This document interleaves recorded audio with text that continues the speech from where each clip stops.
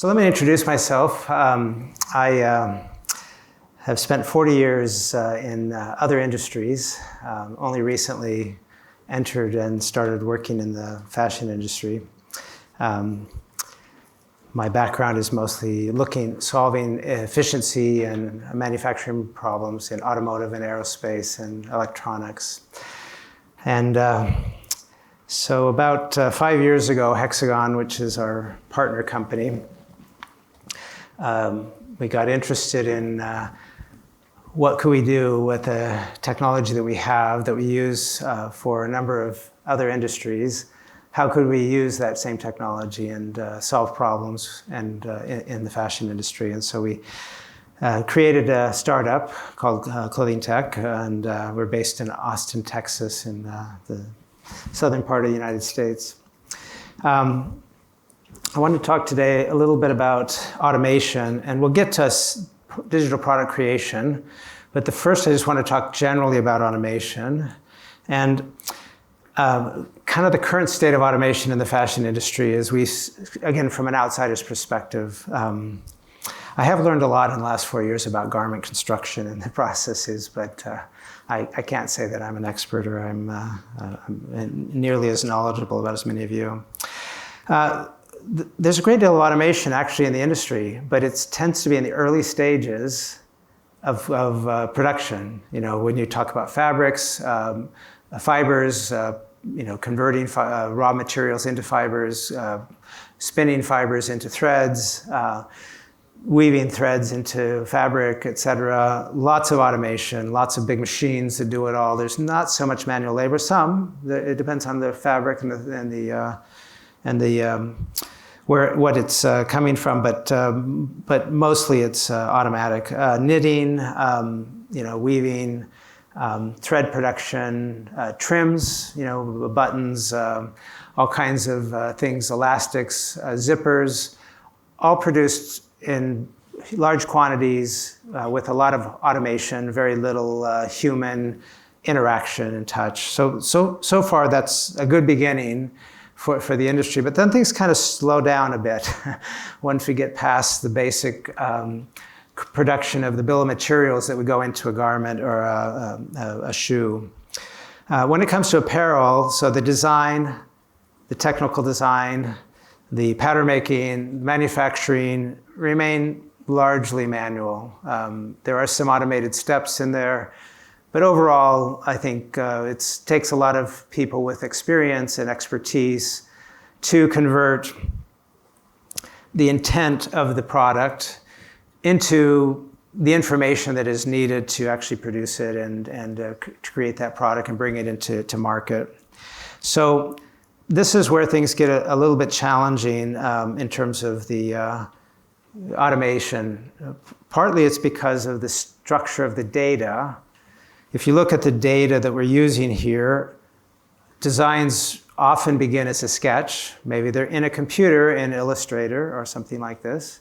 But it's a manual process. It also requires a person, or there's more options now with AI, but still it's in its infancy. So the design process is still largely sort of human experience, human expertise. And the information out of that process is not digital information. The designer is not giving information about the product that a robot could understand. The designer is giving visual cues about a product that a person typically would need to be understood to be able to say, okay, how do I create that product, which is the next step, which is typically technical design. So a tech pack generally manually produced by an expert, interpreted at a factory also by an expert to figure out how to produce that garment. And of course, the sewing and the processing, much of that is also manual, which is why there's always a constant search for lower cost labor.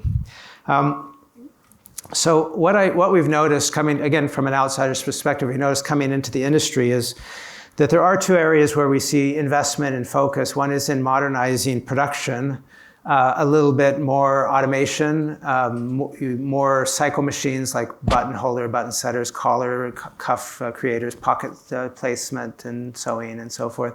You see a little bit more automation as over time in the factories and production. And you see a lot of investment and effort to create digital products. So digital product creation is a relatively new thing within the last few years. And the main objective right now is to reduce the amount of physical samples by replacing them with virtual samples. So instead of giving the pattern to a tailor or a seamstress to create a sample, we give it to a 3D designer, a 3D expert who uses a tool, one of several tools that are available on the market, to create a digital sample. The problem is that that's a manual process. So we've just introduced one more manual step into the design process. We have simplified, replaced another manual process, which is sample making, which is a good thing. But it's not still, there's really still very little automation in this process. So what are the obstacles for automation? If we talk about automation in general, automation requires digital information about the product. In order for a robot to understand it, automation requires information that is, you can't give a tech pack to a robot. They don't understand it. They can't interpret that. Even with the best AI systems, you're going to get at least 20% of that wrong. Who wants a garment that has 20% error rate in it? You want the garment that's the way it's supposed to be designed.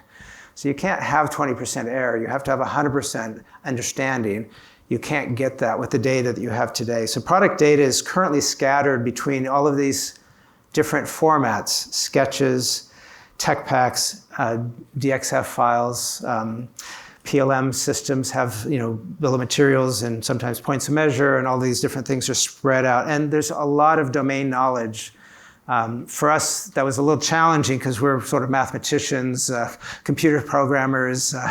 We have a different skill set, and so trying to understand all the domain knowledge was a big challenge for our team as we started 4 years ago. Most of the product data of all of those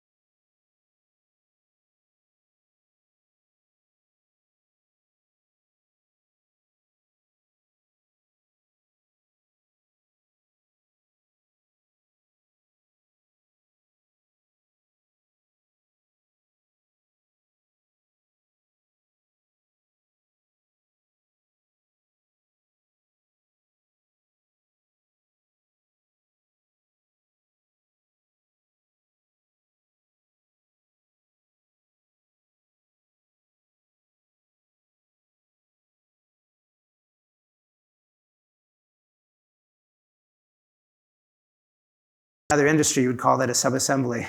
And you would make those in a different factory potentially and ship them together and assemble them in a final assembly factory where you, like the engine of a car is made of many components pre-assembled, brought into the assembly factory in the assembly line and inserted into the car as it's rolling down the assembly line. And this is very normal for most industries. So digital information, digital definition is really a key part of automation. And I think that you can't really ever automate. The industry can never automate unless they solve the problem of data, how the data is structured. And clean data, in my experience, is the result of standards. So I want to just spend a few minutes talking about standards because to me this is a super important topic. So automating garment design and engineering and production. I know you don't call it engineering, it's sort of technical design, but it's really the engineering phase of the product development process, which works across all products. We would like to propose 3 standards, and we have sort of sample standards here, but the way standards work, I don't know if you've ever been involved in the process of creating a standard. It's typically the users of the information, which is the brands generally, that need to decide what the requirements of the standard are. They have to come together and say, okay, yeah, this is what we want this standard to accomplish. Then somebody, usually a research institute, a school, or a group of interested parties get together and work out the details of how those requirements are to be met. Then it's iterated, and eventually there's a standards governing body like potentially ASTM, or there's a dozen different standards bodies in the world that create standards and manage. One important part about standards is not just the definition of the standard, but the compliance to the standard. You have to have both. Otherwise, if you don't have compliance to the standard, people say, oh yeah, I support the AAMA DXF files. But do they really? Maybe, maybe not. You need compliance as well. So there's 3 areas that seem to be missing right now. Digital garments. If you have a garment that you create in Clo, can you export it and bring it into Browseware? No. Can you take the Browseware file and bring it into Style 3D? Nope. They're all proprietary formats. All of that information. Somebody has said how to create that garment, how to fold it, stitch it, layer it, place it around the avatar. If you export, what do you get? You give a 3D visualization of that garment, but you don't get any of those details. All of the details are lost. This is what we talk about, digital garments. All of the information that's needed to create a digital garment, which includes the pattern. The pattern is part of a digital garment. You can't have a digital garment or a physical garment I'm talking about cut and sew, not knit. You can't have a digital or physical garment without a pattern. You can't have, without digital fabrics, you need to have digital trims as well. And so those are the other 2 parts of the standard, is that right now we have proprietary formats kind of scattered about. For each vendor has their own format for how they want to define fabrics. You can kind of move between one to the other, but it's a little bit awkward, it's not easy. Why not have a standard? It should be one way of defining digital fabrics. It's all about the physics of the fabric. Doesn't matter about simulation. It's just about how much does it stretch under what amount of force? How much does it bend under what amount of force? How much friction does it have when it slides across skin? How much weight? These are physical measurements that are not ambiguous. They're just physical measurements. Why can't we create a standard format that is applied to all vendors? And you just, as the brands, I have an observation to make. The brands in this industry, if you go to automotive industry, the vendors of technology are multi-billion-dollar companies, sometimes with 50,000 employees. This is the vendor of technology, not the user of the technology. The brands in this case are multi-billion-dollar companies. The vendors of technology are 100 people, 200 people, very tiny little companies. And as a result, I think you forget that you're a lot bigger. As brands, you're a lot bigger. You just have to say, support the standard or I won't buy your product. And guess what? People support the standard. But we have to organize and decide what that means. What is the standard? What are the requirements of the standard? So digital fabrics, wouldn't it be simpler if every producer of fabrics produced also their digital version of that fabric and made it available? So you don't have to have your own group of people or outsource or pay somebody to scan your fabrics. Why should you have to do that? It should be done by whoever you're buying fabric from. They should provide you the digital version of that fabric. Same with trims. If you're buying YKK, I know there's YKK people, don't be offended. I like you a lot. But if you're buying YKK zippers, you should get a YKK digital version of the zipper. You shouldn't have to, figure out how to hire a 3D artist to create your own version of the zipper. You want the digital trim makers, elastics, all of the different digital trims there should be a standard. There isn't a standard today. We use OBJ, FBX, GLB, all kinds of things. That works great for shape. But a lot of trims have flexibility, have physical properties that have to be simulated. A lot of trims also have to be assembled, like hook and eye. How do they get hooked together? This information, where is the point where they get attached to the garment? Where is the attach point? This should be standard. Right now, an OBJ file could be anywhere. How do you know? A person has to look at that and say, that's the attach point, and has to deal with that. You can't automate that. A standard would allow us to say, okay, I take that hook and eye, I put it on the garment, automatically sew it in the right way. I don't have to have the person to do that for me. So standards, again, are important. Let's go through some of the potential requirements. And I'm going to go through these quickly. These will be available to you later, and you can comment on them.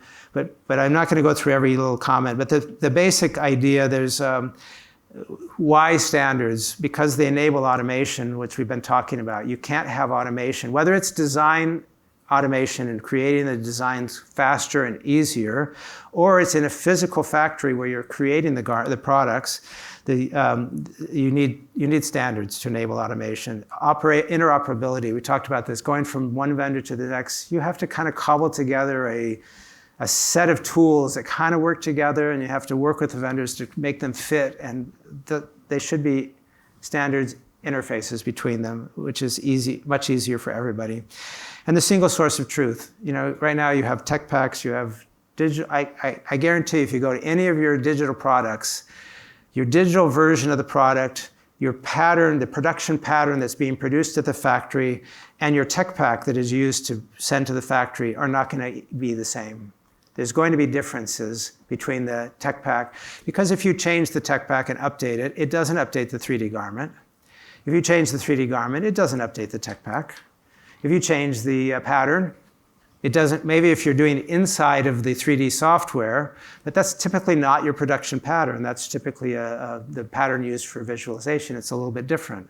So again, single source of truth is important. So digital garments, digital fabrics, again, interoperability, standard testing equipment. Why have to have a special kit? It doesn't make any sense. There's lots of material tester vendors around the world, and they have very precise, very accurate products. You can just buy their products, stretch your fabric, fold it. You shouldn't even have to do this. But the providers of the makers of fabrics, the looms and whatnot, they can use standard testing equipment. They don't have to have a Clo version and a browser version and a whatever version. They can have just, here's the physics of the fabric, period. This is what the standard entails. And then also, if we go on, we have, sometimes this doesn't quite, digital trims. So digital trims, same thing. You have testing equipment with physics. There's a lot of physics in a lot of trims. Think of a shoulder pad. Shoulder pads actually are pretty complex in terms of the physics of how they shape and mold around the shoulder.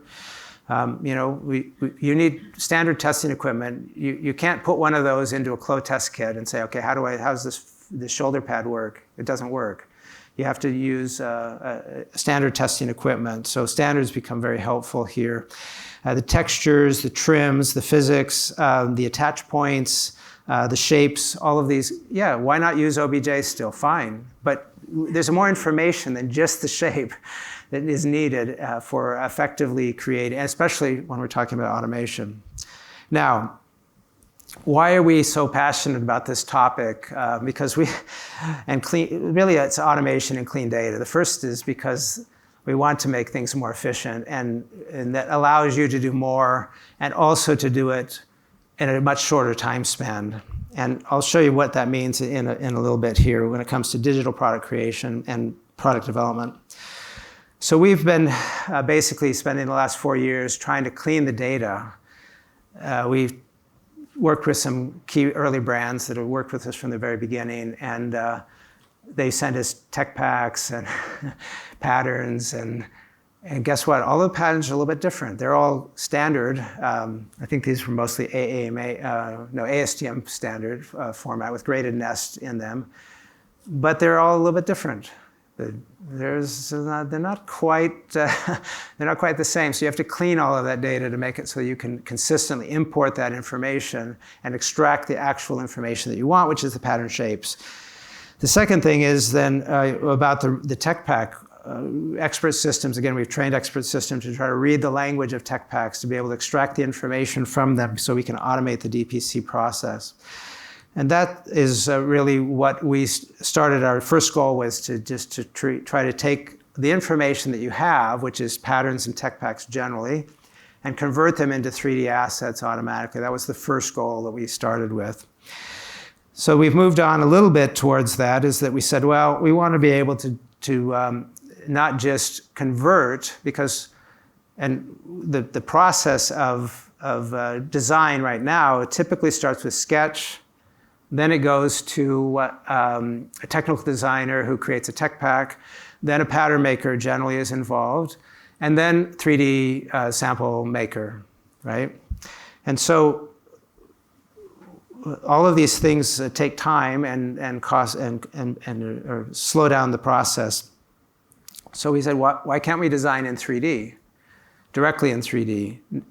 Well, what are the obstacles for that and so forth? So we started kind of looking through that.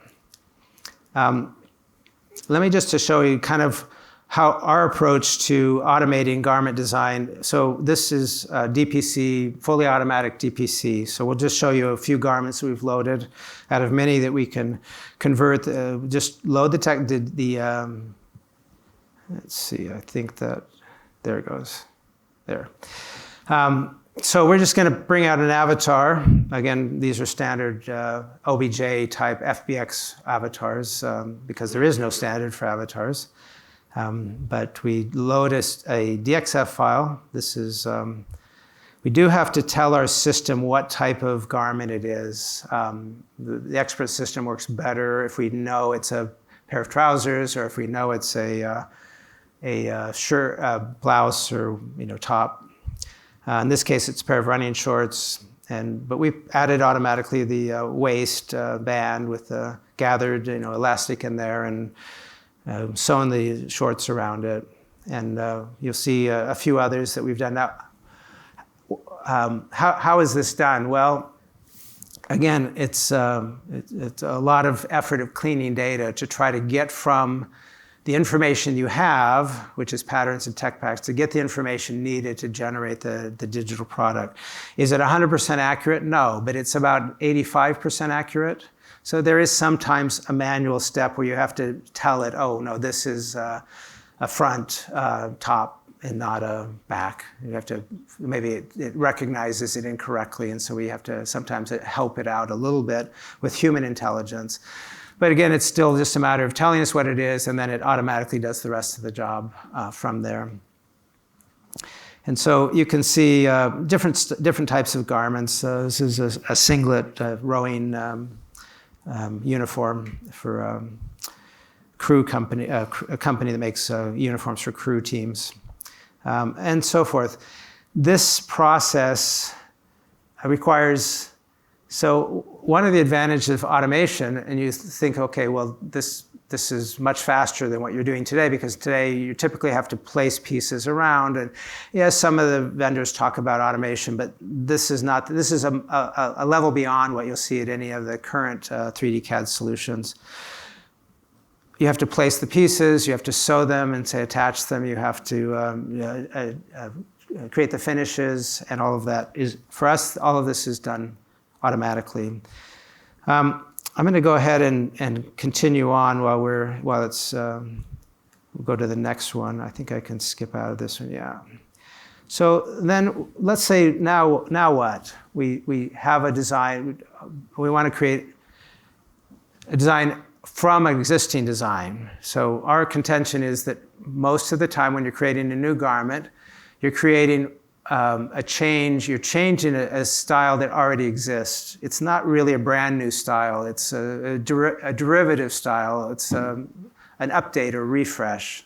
Similar, all industries do this. The iPhone you buy today is not that different from the one you bought 2 years ago or 4 years ago, but it has been updated and it has been improved and so forth. And so this is what the process is. And there's usually 3 ways that a garment changes when it gets updated: fabrics, prints, and colors get changed, typically in a new updated garment. In addition to the, I'm going to go ahead and start this, sorry. I forgot to have to, there it goes.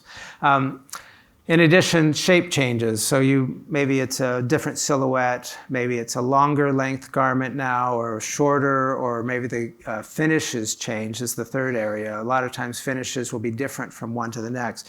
So in this case, we're taking a garment that already existed from a few years ago, and it's just a pair of 5-pocket jeans with been cut out with shorts. So it's a typical thing, and we say, well, I want to make something new out of this. So we've provided tools in 3D to change the shape. So I want to change the circumference, the silhouette of a garment, I can change that using Bezier curves. If I want to change the length, the proportions of the length, I can change that with, again, simple tools, drag and drop. If I want to change the finishes, I just, again, drag and drop the finishes onto the garment. Like here we're adding side slits on the legs. And because of the automation, we solve another problem, which is the complexity of the process. Many designers are not comfortable using today's 3D software because they perceive it as too complicated. It's too dealing with patterns and pattern making. So we took the pattern making and automated it in the background. So the pattern is getting adjusted. When we create this garment, we have to change the garment to the pattern shape to create the slit. We have to change the pattern shape to create the different lengths. If she wanted to make it baggier, the designer is doing that, or change the pocket bag shape. All of those things are possible to do with simple Bezier curves, similar to working in an Illustrator. In this case, she's adding some embroidery onto it, some illustration onto it, and trying to create a new style. So prints, fabric colors, and so forth are being updated and adjusted. Not much skill in terms of design skill, yes, but in terms of technical skill is necessary any longer with this approach, because again, with automation, it becomes super, super simple. And so in the end, you end up with a process that allows you to use a tool in a totally different way. So there's a few more examples here, and I'm just going to go through one more before we'll talk through this one. This is taking a shirt and making it into adding a collar. So normally, if you were in a 3D software today, it becomes quite a technical, challenging problem. To do that, you have to create the collar or bring it in from another garment. You have to take the collar and fold it, add the second ply, put the collar stand on. All of those things have to be done manually. But again, with automation, it's drag and drop. All of the instructions for creating the placket, cutting that placket down the front of the shirt, extending it so that we have enough material to fold to create the placket, or adding the placket pieces on top of the edges. Either way, all has to be done it can be done by automation. So we've been able to automate that process. And the result is, then I can not only do that, but I can change the fabrics as well and update the style and have different versions of it, different colorways of the same garment. One other thing that's not talked about here, because what we do for pattern making is essentially the concept of parametric CAD. And if you're not familiar with parametric CAD, don't worry about it, but it's heavily used in most industries. Normally when you change the design of something, you do it by parameters. You don't actually go in and change the individual points of a pattern you change the parameters of it. So the waist, I want the waist to be 1 centimeter more, or I want the waist to be 1 centimeter less, or I want the length to be adjusted in a certain way. These are the parameters of the garment. The points of measure, you can think of the points of measure and editing those, but not just editing them, but actually having those edits change the pattern to accomplish that. So the pattern making is done automatically. So it's called parametric CAD. So we've taken that same concept and applied it here to garments. And as a result, you can create these different styles and lay them out and visualize them separately, and she'll bring out some more avatars here in a minute. But in any event, the whole idea between the ability to adjust and update the garment, in this case, this took, I don't know, 3 minutes, 4 minutes to create 3 new styles, three colorways of a new style. If I wanted to make another style, maybe more of a polo shirt or something with maybe a V-neck or a scoop neck, crew neck instead, and I wanted to change the adjusted, or I wanted to add sort of longer sleeves, again, you can create so many styles because it's the automation allows you to do that. The automation, which comes from nice, clean data. So I'm just going to continue on. Let's talk about the design, today's process. And I know there's probably some questions about how we do this and why we do this, and we'll come back. I'll try to leave enough time for questions at the end. The 2D sketches is usually where a new garment starts out today. And usually the technical designer, the pattern maker, the digital product, which is the new part. The digital product creation used to be a physical sample maker. Now it's a digital product creation, which adds more value and speeds things up. And you can use the digital product for your connection to your customers. You can visualize it on the e-commerce and social media and so forth. So there's a lot of advantages to have a digital product. But the same process is really it hasn't changed. The process is basically the same as it has always been. It's just that we replaced one technology with a better one, but just one part of this step is really different. There's still a lot of delays because if a designer wants to make a change, the designer most likely is not going to be able to change it directly in the software. So they're going to tell the technical designer is going to tell the pattern maker is going to create a new modified pattern, and the new modified pattern is then going to be visualized in 3D. And all of those steps might take a week or two. But with automation and standardized data, this can be done in seconds. The change the designer wants to see, they can see in seconds. It's really that simple. So what we think is a more efficient process, using, again, with current technologies, is to take a tool that designers can actually use and are comfortable using. They don't have to deal with patterns. They don't have to interact with, I have to be a pattern maker now. They don't have to do any of that. They just take the garment that they have, which we can convert automatically into a 3D garment for them, visualize it, say, okay, what do I want to change to make this new style, and make those changes. They drag and drop the slits on there. She dragged and dropped the embroidery on the edge of the pocket. She changed the color of the fabric. She shortened it. You could do many other changes to it as well. There's unlimited number of things you can change, again, through this very simple approach. What do you get from that, though, is you get the pattern. The pattern is made for you. We create the pattern as part of the process. The pattern is an output, not an input into the 3D process. The pattern is the output. In addition, you get the tech pack. The garment is essentially the digital tech pack.